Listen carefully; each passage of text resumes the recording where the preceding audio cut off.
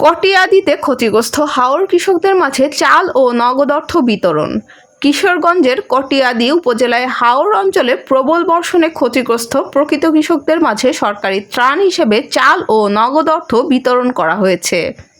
বৃহস্পতিবার 13 জুন সকাল 11টায় উপজেলা পরিষদ সম্মেলন কক্ষে অনুষ্ঠিত ত্রাণ বিতরণ অনুষ্ঠানে উপজেলা নির্বাহী কর্মকর্তা লাবণী আক্তার তারানার সভাপতিত্বে এবং উপজেলা প্রকল্প বাস্তবায়ন কর্মকর্তা সাইফুল ইসলামের সঞ্চালনায় প্রধান অতিথি হিসেবে উপস্থিত ছিলেন কিশোরগঞ্জ 2 আসনের সংসদ সদস্য অ্যাডভোকেট জালাল উদ্দিন।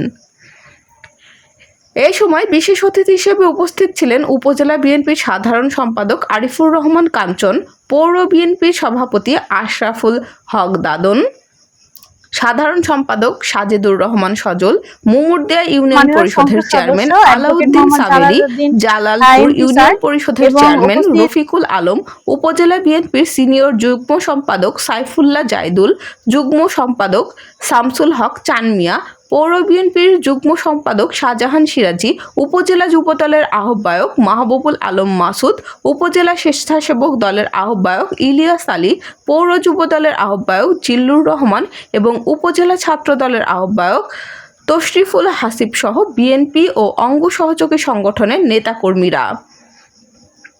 অনুষ্ঠানে ক্ষতিগ্রস্ত কৃষকদের মাঝে চাল ও নগদ অর্থ বিতরণ করা হয়।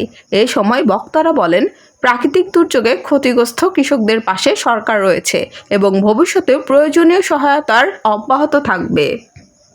এই বাকুন্দিয়া কটিয়াদীকে বদলে দেওয়ার চেষ্টা করব ইনশাল্লাহ। সবাই ভালো থাকবেন। এই প্রণোদনা যারা পেয়েছেন আমাদের হাওর এলাকার, বিশেষ করে করগাঁও, দুলদা, চান্দপুর এই তিনটা ইউনিয়নে সর্বোচ্চ ক্ষতিগ্রস্ত হয়েছে।